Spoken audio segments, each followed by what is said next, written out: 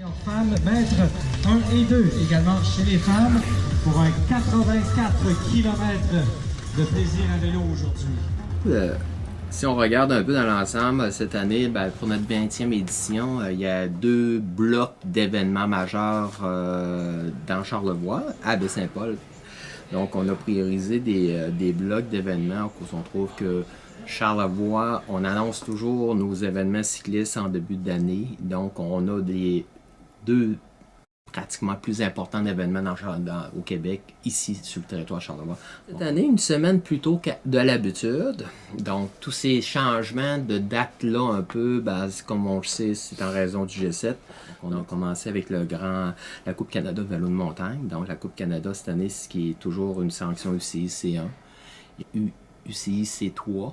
2 courses, 2 sanctions importantes, ça nous amène quoi? Ça nous amène vraiment l'élite provinciale et canadienne ici, sur le territoire. On a l'avantage d'avoir le week-end du 18 aller jusqu'au 21. Donc, on présente un XCC, XCO et aussi un contre-la-montre. C'est toujours Geneviève, notre centre qu'on a développé, pour ça qu'on poursuit toujours le développement. C'est tout en saison, on a travaillé avec la neige, mais on va livrer quand même un événement. Immédiatement la semaine qui va suivre, on parle du Grand Prix cycliste.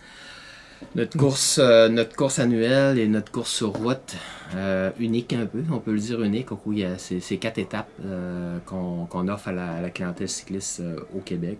On a greffé avec ça une grande fondo aussi, qui est l'épreuve de route le dimanche. Avec le Germain. Avec le Germain. Donc, Baie-Mère est encore pour le Grand Prix et notre Germain qui présente l'événement de Grand Fondo.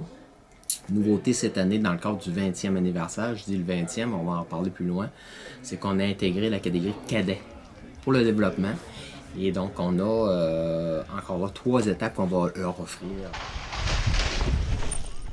Cette année, après ça, on a un autre bloc important, mais c'est à la fin de saison comme tel.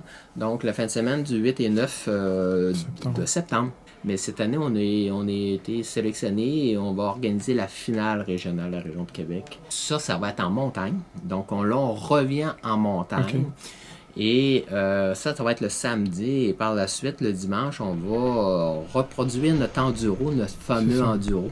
Si on revient un peu avec les tendances, pourquoi? Oui, tantôt je leur disais qu'on a enlevé un peu d'événements. C'est que le Club cycliste Charlevoix, avec Vélo Charlevoix, ça c'est toute la même identité. Vélo Charlevoix se donnait un mandat pour les prochaines 5 années de développer beaucoup l'aspect récréatif, autant du secteur vélo de montagne. On le sait que dans Charlevoix, le monde vient souvent pour la route. Vélo de montagne, on a des belles montagnes, mais c'est pas nécessairement développé. Donc, on est en train de travailler sur un plan de développement de différents secteurs de Charlevoix. Des réseaux de sentiers. Des réseaux de sentiers. De renforcer ça, d'avoir des autorisations, des permissions pour vraiment mettre Charlevoix sur la map du côté récréatif de vélo de montagne. Donc, on croit vraiment que dans Charlevoix, à différentes périodes de l'année, on peut avoir vraiment un attrait touristique via le vélo. Et c'est nous à orienter un peu ce développement. Vélo Charlevoix. Vélo Charlevoix. Donc, ça va...